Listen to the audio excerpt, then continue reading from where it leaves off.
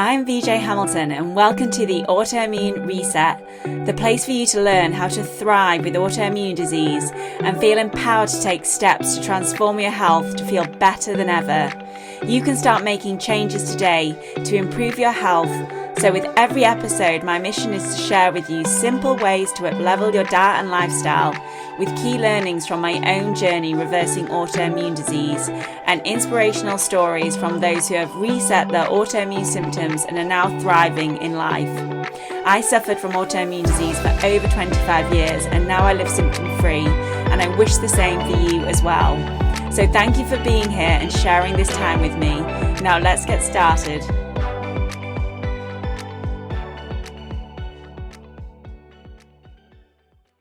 Hello and welcome to the Autoimmune RESET podcast. I'm your host, VJ Hamilton. I'm a nutritionist, scientist, and expert in autoimmune disease. And today I'm delighted to have Mickey Trescott on the podcast today. I've always wanted her as a guest because if you don't know Mickey, she has been one of the leaders in the Autoimmune Protocol since about 2013. She's also a nutrition professional. She's an author. She's got a new book coming out called The New Autoimmune Protocol, which we're going to be talking about today, and has a medical science degree in human nutrition and functional medicine. So welcome, Mickey. Thank you for being here. Yeah, thank you so much. Excited to have a chat. So for anybody who doesn't know you, it'd just be great to hear a bit more about your story and what got you involved in the Autoimmune Protocol to begin with. Yeah, absolutely. So I am first and foremost an autoimmune patient myself. I have Hashimoto's, celiac, and most recently psoriatic arthritis. And my story started 15 years ago when I got my first two autoimmune diagnoses, the Hashis and the celiac, after a couple years of struggling with my health. Now, if anybody has been on kind of a non-diagnosed, those non-specific symptoms of fatigue and hair loss and joint pain, I went through all of that. 6 doctors really until I got that diagnosis. And then I was told that my hormone levels were normal, that I just needed to go on a gluten-free diet, which I had actually figured out before I got the diagnosis. And so then that everything would resolve and be fine. And it wasn't. I continued to not be able to work. I continued to be confined mostly to my bed, not able to go up and down the stairs more than once or twice a day. And so I went online to search for answers about if there is a role in diet and autoimmune disease because I really wanted to help myself. And at the time, this was the era of blogs. We didn't have social media. There weren't any podcasts focused on autoimmune health. So really, it was just combing the internet for other people who were like me, who maybe had found some help with different diet changes. And I came across AIP or the idea of AIP in a couple different communities. So the functional medicine community was using elimination diets. There was a lot of rationale for that and how that could impact people with autoimmune disease. Also, the ancestral health community, which, the paleo diet came out of it, they were really discussing the ways that some of these foods interact with the immune system. And there was this list of foods that kind of showed up. It was like a sentence. Maybe people with autoimmune disease shouldn't eat grains, legumes, dairy, eggs, nuts, seeds, and nightshades. And so based on that, I was very desperate. I was really excited to try something. And I experimented on myself and found that it really relieved a lot of what I was experiencing at the time. So I started a blog and I met some other women. We started a little private Facebook group. There were 6 of us, all different conditions, MS, IBD, and some of these people, what came of all of us writing and researching.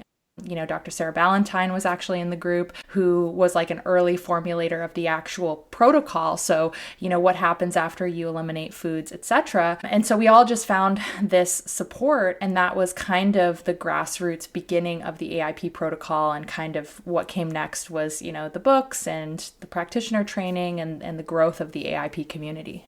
And how did that help in terms of your health as well? Great. I think a lot of us get into this space because we have our own struggles, and then we just want to let everybody else know that's going through this that there are these options available to them. Oh yeah, at the time, so I was really debilitated with my Hashimoto's. I was experiencing extreme thyroid, hypothyroid related fatigue, joint pain, musculoskeletal pain. When I transitioned to AIP, I felt so much better in terms of being able to think, being able to participate in my day. I went back to work first part-time because my recovery was pretty long. It did take me a matter of months to really restore. I had a lot of nutrient deficiencies because I had previously been vegetarian for a very long time. I was very deficient in nutrients, especially with celiac disease. We have a lowered absorption of things like iron and B12. So that took a long time to recover from, but I recovered my health over time using this. And I also watched my friends do it, and friends with conditions that traditionally are really hard to make a dent in, things like multiple sclerosis and psoriasis and IBD. So that was just so inspiring, and really no wonder, the AIP community took off because we were sharing and everyone was just so excited to have something that might actually help their symptoms, right? Yeah, exactly. Yeah. I mean, I've seen people who have had phenomenal recovery from following this protocol. So I suppose if anybody hasn't come across this before, could you just give us a little bit more insight into what the Autoimmune Protocol is? I'd love to talk about the new Autoimmune Protocol as well, but if anybody hasn't come across it before, I mean, a lot of my audience do have autoimmune conditions, but if anybody is listening to this and they're like, what is this Autoimmune Protocol? Could you tell us a little bit more about it? Yeah, so the Autoimmune Protocol is really, it's not a diet that you do long term or forever, so I always like to start there because that's the biggest misconception. It is a protocol that you use to identify your food-driven sources of symptoms or inflammation. And how that's done is in 3 phases. The first phase, you transition from the way that you're eating to the elimination phase. The elimination phase is where all the work is done on the Autoimmune Protocol. You're eliminating foods for 30 to 90 days, and then you are allowing your immune system to balance. And so all the foods that are avoided are foods that are traditionally tend to be problematic, but are not always problematic for people with autoimmune disease. They are foods that people could be sensitive to, allergic to. They are foods that disrupt the gut microbiome. And so these are not foods that, again, for everyone are a problem, but by removing them, you remove all the potential triggers. Your body comes back into balance and hopefully reaches a higher than your baseline starting point level of health. And then the third phase is the reintroductions. And with that higher baseline, you're feeling better, right? You have some measurable improvement.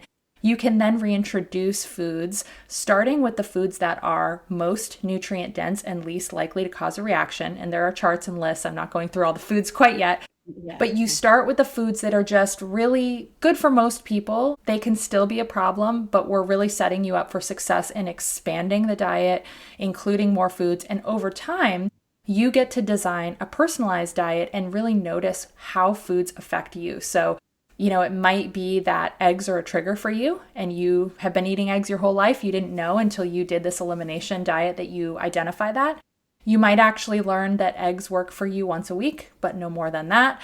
And so really this personal science experiment helps you determine how foods are working for your body so that you can then unlock more healing as time goes on and continue to eat the way that really supports you. Yeah, that's such a good view of it. And I'm glad you've explained that so well, because I think some people do end up following it for a long period of time. And I actually discovered AIP once a lot of my symptoms had got better, but I wanted to try it. I was doing your certified practitioner program, and I discovered that I really can't tolerate much chili.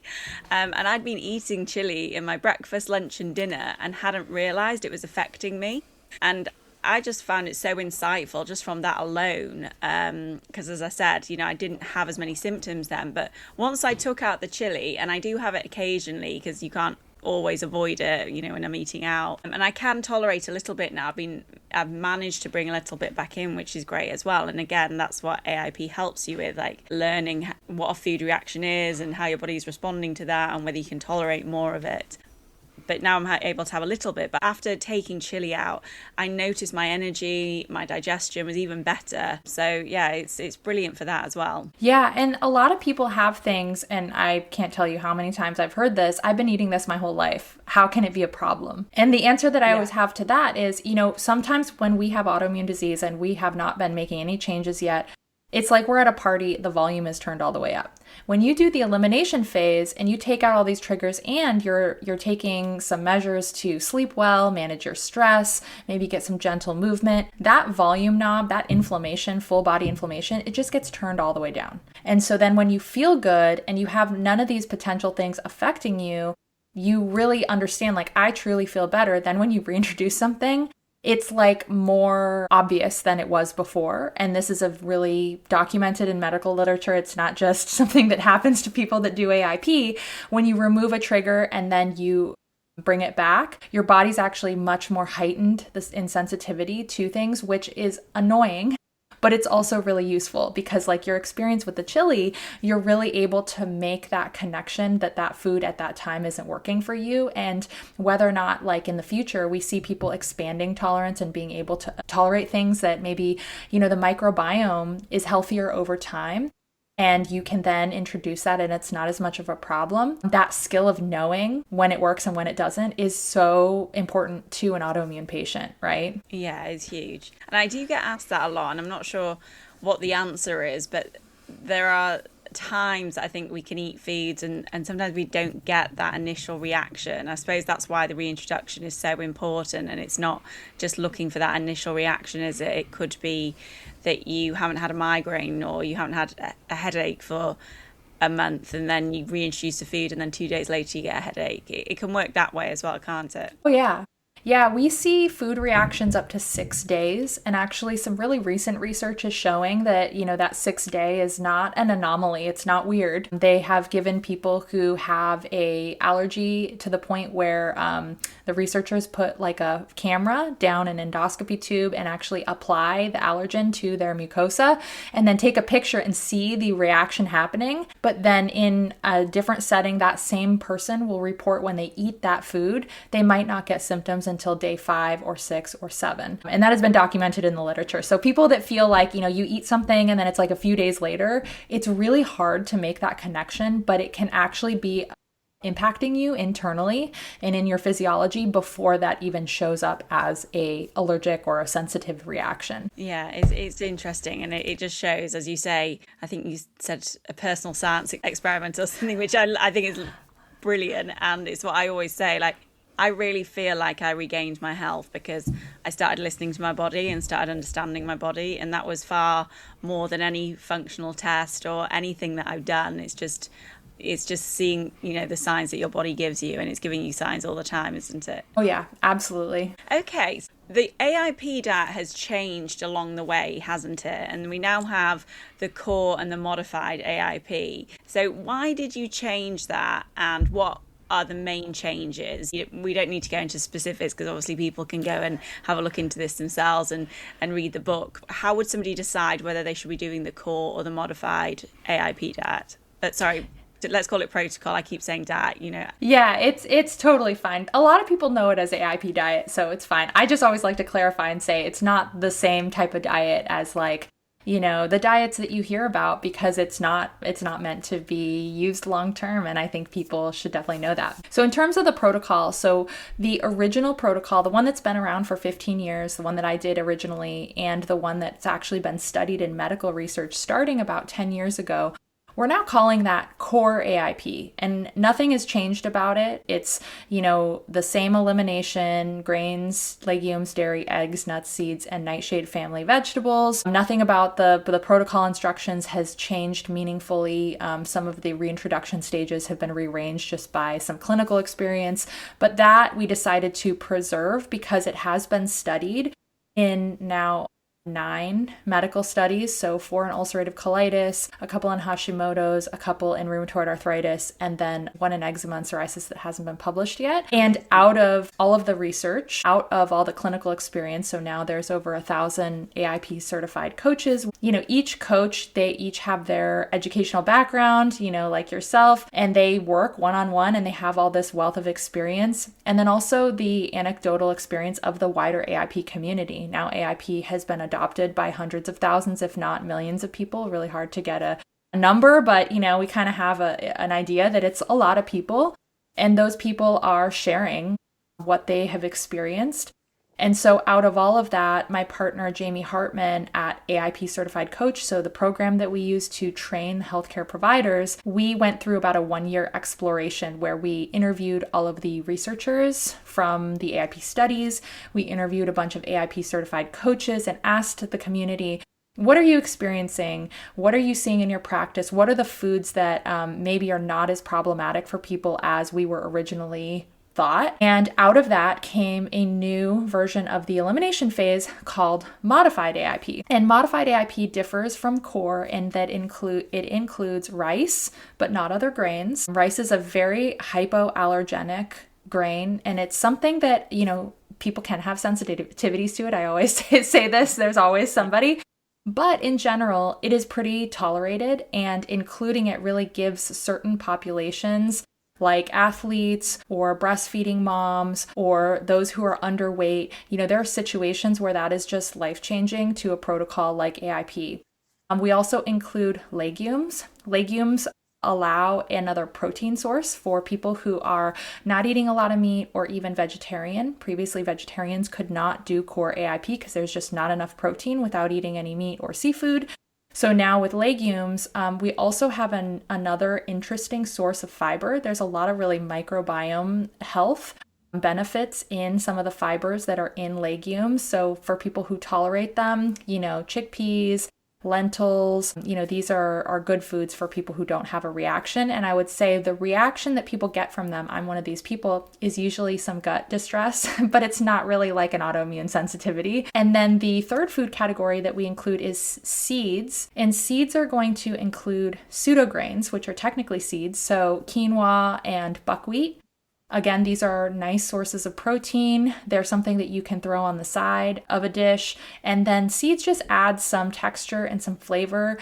We don't allow nuts in modified because a lot of the nuts still people have sensitivities to, almond, walnut, but seeds generally are pretty well tolerated. And then the last thing is ghee, which is clarified butter, but not other dairy. So ghee doesn't have any of the proteins. A lot of people back in the way back were confused about ghee. They thought it was included. So in some resources for AIP, it was actually included in core. But that's just kind of a fun fact. But this new modified protocol, it is more affordable. It is more accessible. It is easier to cook. You don't have to do as much working around, right? If you're traveling or something, there are some options like eating at a sushi restaurant, given you bring your own coconut aminos, like it just makes it more flexible for people and it doesn't sacrifice the results. And we know this because the AIP certified coaches have been taught personalization and modification from the beginning of the program. They were just taught to move some of those food categories as they saw fit. Now we have an actual official modified protocol that anybody can use that is still based on the research, still includes tons of nutrient-dense foods, works the same way, but is hopefully a lot easier for people to implement. Yeah, I think those additions are so helpful. And it's funny because I think over time I've got used to what works for my body. And I eat a lot of vegetables, fish, organic, good quality meat.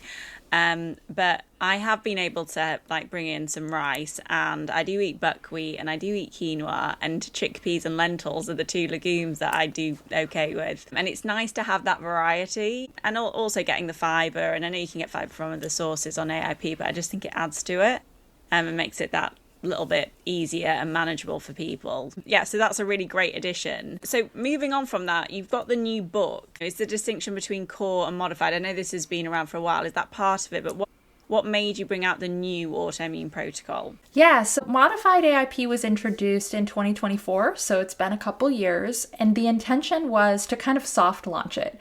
I wanted to put it out to the AIP certified coaches and to the public and just tell everybody, hey, this is a new way to do this. And then let everybody kind of experiment with it a bit, right? Before making it super official, because there hadn't been a new AIP protocol guide for now, it's been 15 years. And so I wanted to make sure that I knew I was going to write a new guide, but I wanted to make sure that there was enough research, there was really good results still from the modified, and that everything could come together and really be the second wave of AIP so that people could have a resource that is just very clear, very actionable, and organized in a way that more people can do it. Because historically, that's been the issue with AIP, is just it's hard. Not a lot of people know how to do it. There's a lot of questions. People think it's a diet, they go on it, and they do it for 5 years. Maybe they feel amazing, but then they start to get afraid of foods. So I wanted to address all of those misconceptions and issues in a guide that, frankly, somebody with brain fog could read, because I get brain fog myself as a Hashimoto's patient. And I just know how hard it is when you've got like this big, thick book full of, protocol instructions. I just wanted it to be really clear. That's what the new book is about. It's half of it is a just clear guide to the research, because I think the research is just important to know that the thing that you're doing has been studied and the specific things that have been learned there. And then the protocol, so the food lists, how to do transition, elimination, and reintroductions, and all the questions you might have. And then the other half of the book is recipes. So there's a core collection and a modified. And I will say, for anybody who's going like, wait, I'm just going to pick one so I get half a cookbook. Actually, if you do modified, all the core recipes apply, because core is stricter than modified. And those recipes are amazing. You could add some rice, you could add some quinoa, you could throw a can of beans into the core chili, however you want to do it. But all those recipes apply if you're doing modified.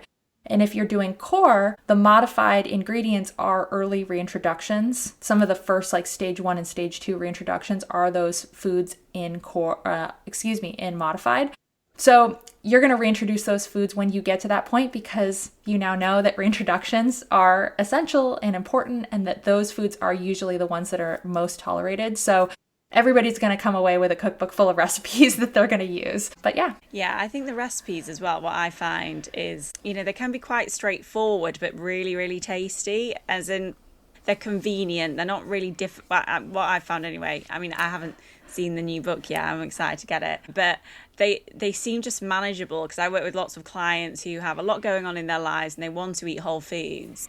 But time is a challenge, and I just find with a lot of the autoimmune recipes, the Autoimmune Protocol recipes, they're using these whole ingredients, but it's quite easy for somebody who might not be the best cook in the world. And so I've always really enjoyed that aspect of it. The other thing I was going to say was about the research, and I don't know if they looked into this specifically, and it'd just be good to hear your take on it. Because what I found with the Autoimmune Protocol is a lot of it is just extremely nutrient-dense foods. Is the research suggesting that it's more to do with the food reactivity, like for example with the nuts, or is it that somebody is really changing their diet from eating a lot of foods that didn't really have much from a nutritional perspective, and then they're suddenly eating all these amazingly nutrient-dense foods? Because I think we're the same. We're vegetarian.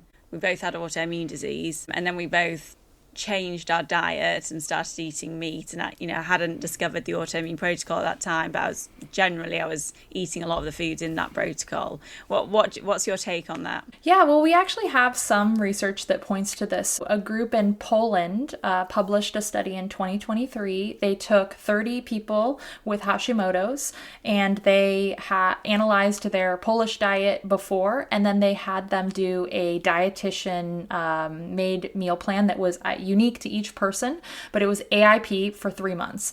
And what they did was they tracked all of that nutrient density before and after. And what was so interesting was they were able to see exactly how the nutrient density changed on the AIP diet compared to the Polish diet. And it wasn't surprising to people like you and I who are coaches. We study nutrition. We know how much more nutrient dense these foods are than the standard diet. But it was amazing to see things like 500% increase in preformed vitamin A, which is retinol. This is a nutrient that is critical for the immune system. It is critical for thyroid hormone receptor function on the outside of the cell. And so I don't have all of those values memorized, but they saw just across the board, the nutrient density was huge. So yes, I think that is a main mechanism for AIP. I also, in the IBD studies, so this was done around 2015, I think published in 2017, researchers at Scripps in San Diego, did a study where they took tissue samples from patients that had ulcerative colitis that did AIP for a 6-week transition, 8-week elimination. They had actual tissue samples of their colon tissue from before and after. And then they analyzed the intestinal RNA. So these are RNAs basically telling the cell, what are we doing? Are we inflamed? Are we growing? Are we building? Are we regenerating? What's happening here? And what they found was that pathways linked to inflammation were downregulated. So obviously the diet was anti-inflammatory. And then pathways linked to tissue repair and cellular repair were upregulated, meant that that tissue was regenerating. What they actually saw symptom-wise in that study was a 73% clinical remission in 6 weeks in just the symptom based on, that and the colonoscopy. So the tissue healed, the doctor could see it. But it was really cool to also see from the RNA side, of course, this is like experimental. This was the first study ever to test a dietary intervention for UC. But to your question about maybe how is it working, I think the nutrient side is really interesting and plausible. I think that the RNA, the genetic expression, that has been shown. And then that third, which is actually the thing I think people think first, which is the food sensitivity, the allergy, which I actually think is part of it, but not the whole picture. Yeah. So I love the way that you phrase that question, because I do think the nutrient density, especially long term, is the thing that I see really helping people get their healing to new heights, meaning not just getting out of a flare, not just getting out of that emergency mode where you're in this crazy autoimmune flare and the volume is all the way up. I see people, year after year, by incorporating foods that heal the microbiome, encourage that diversity.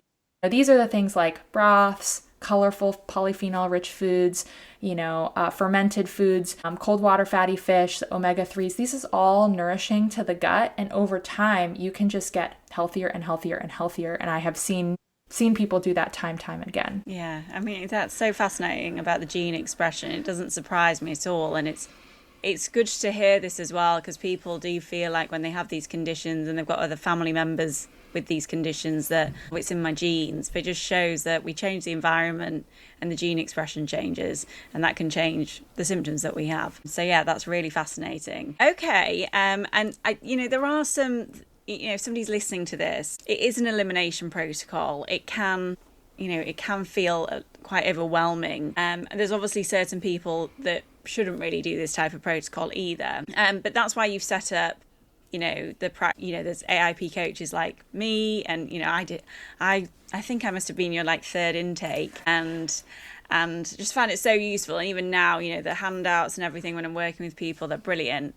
But if somebody is thinking about trying this, and I know you have a free resource as well, don't you? But if somebody's thinking about trying this, how would you encourage them to do this? Would you, I'm sure because you're part of it, you would encourage them to work with an AIP coach. So, if somebody's listening today and they're thinking, right, I'm ready, I need to do something for my health, and this sounds great. It's backed on research, nutrient-dense foods. Going to have lots of recipes from your book. What's a good starting place for them? Yeah, so my recommendation is actually not to skip transition, to not jump in too fast. So back when I learned about AIP, I learned about it and it was like Monday I started. And a lot of people over the years have used that approach. They have the food list, you print it out, you put it on your fridge. You don't really do a lot of prep because you just really want to feel better, right? And then you just jump in, and then it turns out like it's hard, right? You weren't prepared for the shopping, the cooking, all your old foods. Your fridge might be full of them, your pantry full of them, and you're overwhelmed because you're having to use your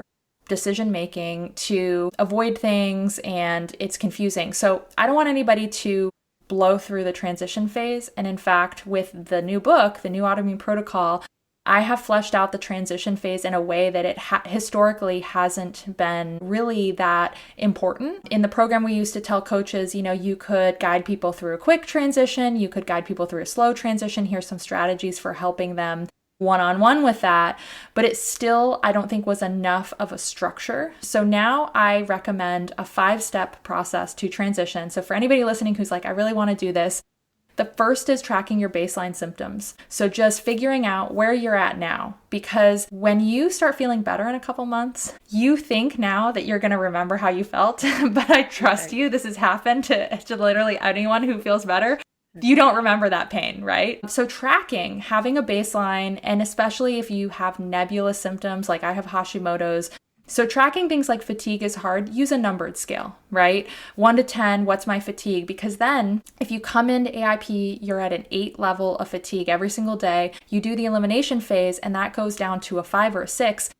Your fatigue hasn't gone away, but that is measurable improvement, and you're going to need to know that. So tracking is really important. The second step is finding your why, your personal health vision. So this is all about why you want to get healthy, building some motivation for when things get hard. You have that to fall back on. You have something to remember. And then the third is to do a confidence assessment. This is a questionnaire that I have in the book where you basically take stock of every area of your life that is related to implementation. So this is going to be literally the tools you have in your kitchen, your cooking skills, the support that you have. Have you talked to your family and your friends? Are they on board? The time that you have to cook, your finances, all of that.